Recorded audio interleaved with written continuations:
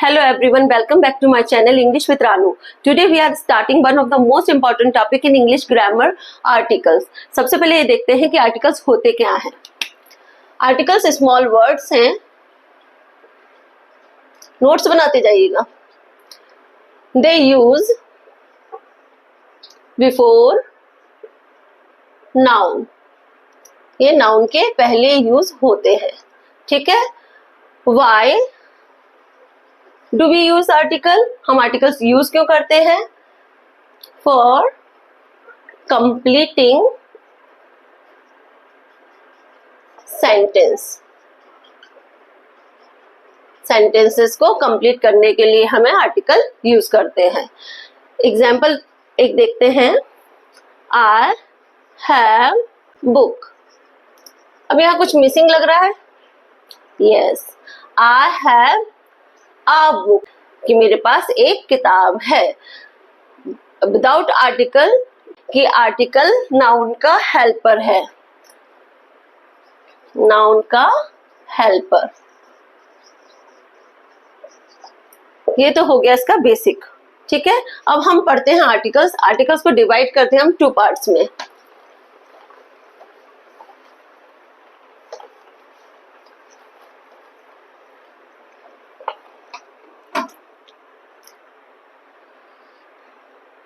First one is indefinite article. Second, definite article. आज हम indefinite articles को complete करेंगे. नेक्स्ट वीडियो में definite articles को कंप्लीट करेंगे. indefinite articles को डिवाइड किया जाता है टू पार्ट में, a और an. definite articles में हमको स्टडी करना होता है the. इनडेफिनेट यूज होते हैं जब हम किसी जनरल या अनस्पेसिफाइड थिंग्स के बारे में बात करते हैं. जैसे एग्जाम्पल देखते हैं. There was a king. There was a king. एक राजा था. यहाँ पर स्पेसिफाइड नहीं है कि किस रियासत का राजा था. ठीक है. There was a king general है. Second one is that I saw an old man. मैंने एक बूढ़ा व्यक्ति देखा.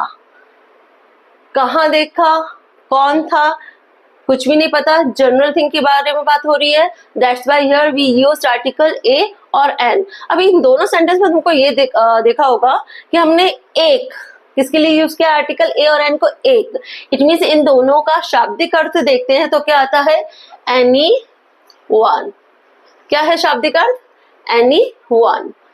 समझ गए. देखो जो द आर्टिकल है इसको स्पेसिफाइड थिंग्स के लिए यूज किया जाएगा. ठीक है. और इसका हम पूरा एक वीडियो बनाएंगे. आज हम ए और एन को अच्छे से स्टडी करते हैं. So we have done it. Article A use before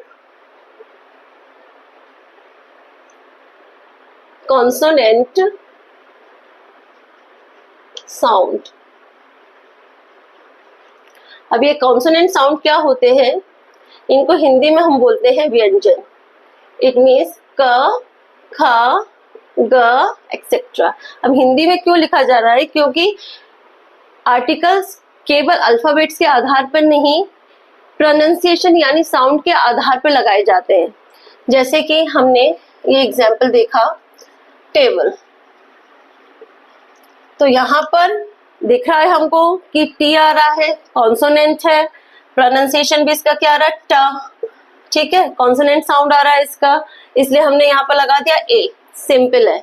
अगर इसी के जगह क्वेश्चन आपका होता यूनिवर्सिटी. अब यहाँ पे कंफ्यूजन क्रिएट होता है कि यू आ रहा है. बच्चे अल्फाबेट देखेंगे यू आ रहा है. इट मीन्स हमने पढ़ा हुआ है कि वोवल साउंड होते हैं ए, ई, आई, ओ, यू.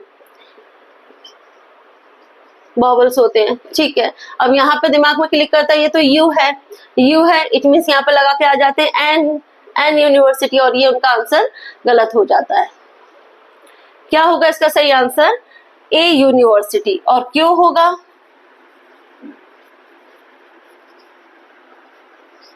This is right. और ये क्यों होगा? क्योंकि इसका प्रोनाउंसिएशन यूनिवर्सिटी, देखो प्रोनाउंसिएशन में क्या आ रहा है? या, वाई यू, ठीक है। प्रोनाउंसिएशन में आ रहा है कॉन्सोनेंट साउंड।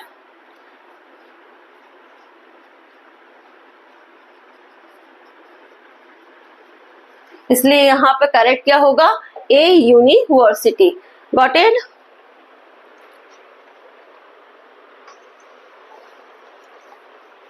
अगर कोई कंफ्यूजन है तो कमेंट में लिखते जाइएगा, उसका आंसर मैं आफ्टर द क्लास दे दूंगी।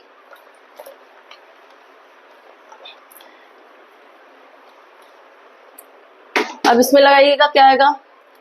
One eyed man.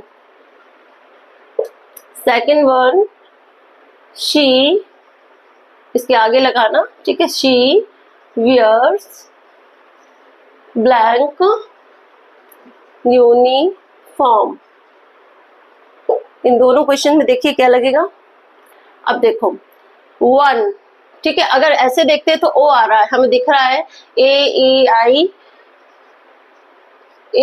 I O you, ये दिख रहे हैं, इनमें से ओ दिख रहा है साफ साफ कि ये क्या दिख रहा है? वॉवल दिख रहा है, नहीं। और इसमें लगाकर आ जाते हैं बच्चे यही देखकर एन वन आइड मैन, जो कि रॉन्ग हो जाता है। राइट क्या होगा? ए वन आइड मैन। और क्यों होगा ये राइट? देखो इसका प्रोनाउंसिएशन देखो, वन, क्या है इसका प्रोनाउंसिएशन? वन, वाह आ रहा है इसका प्रोनाउंसिएशन में, वाह आ रहा है मीन्स क्या है? कॉन्सोनेंट साउंड है।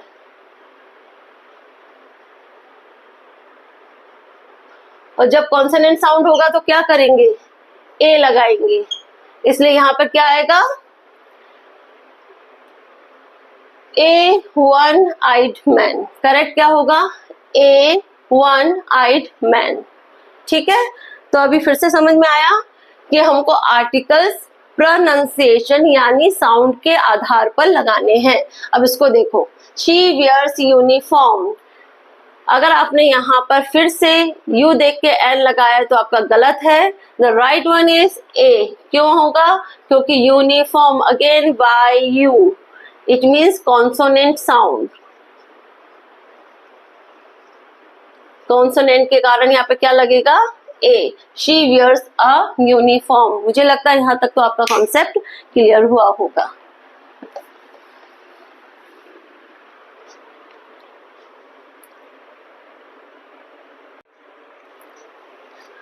आर्टिकल एन, एन का use before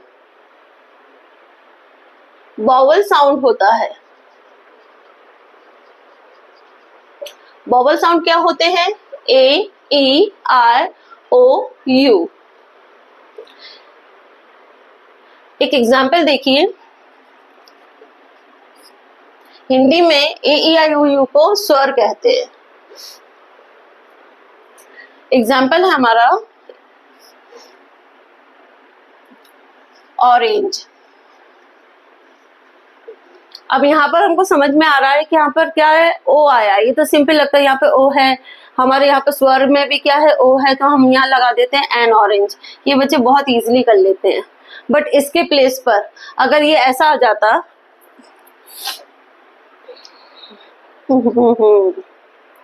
she is blank honest girl. She is blank honest girl. अब यहाँ पर कंफ्यूजन क्रिएट होता है कि यहाँ पर तो एच आ गया। अब ये एच क्या है? ये एच तो कॉन्सोनेंट है, कॉन्सोनेंट साउंड है, क्योंकि इसको तो बच्चे ऑनेस्ट बोलते ही नहीं है। They are speaking honest. जब इसको हॉनेस्ट बोलोगे तो डेफिनेटली कॉन्सोनेंट साउंड ही आ रहा है। कॉन्सोनेंट साउंड आता है तो वहां पर ए लगाकर आ जाते हैं और वो आपका गलत हो जाता है क्वेश्चन। सही क्या होगा? She is an honest girl. क्या होगा सही? She is an honest girl. अब यहाँ पर इसका प्रोनाउंसिएशन का खेल है सारा, ठीक है। अगर आप इसको हॉनेस्ट बोलोगे तो वो कंसोनेंट साउंड देगा और आप ए लगा के आओगे, लेकिन हमको पता है कि एंड कब लगाना है, बिफोर वोवल साउंड्स के लगाना है। तो हॉनेस्ट तो इसका प्रोनाउंसिएशन ना होकर क्या होगा, ऑनेस्ट होगा इसका प्रोनाउंसिएशन, ऑनेस्ट। अगर हम ऑनेस्ट प्रोनाउंस करते हैं इसको तो आ क्या है हमारा, वोवल, ठीक है। अब वोवल साउंड के पहले हमको क्या लगाना है, एन। ये तो बहुत सभी को आता है, तो she is an honest girl. Vowel sound को पहचाने और ठीक से प्रोनाउंसिएशन करेंगे तो हो जाएगा। एक और बहुत कंफ्यूज करते हैं बच्चे, उसमें बताती हूँ मैं आपको, उसका प्रोनाउंसिएशन गलत करते हैं, HOUR। क्या है ये, हावर बोलते हैं इसको। हावर जैसे ही बोला तो ए हावर हो जाता है, तो वो गलत हो जाता है। The right one is that hour, HOUR। इसका प्रोनाउंसिएशन भी क्या है, आर। जब आर बोला जा रहा है तो ये क्या है, आपका वोवल साउंड हो गया।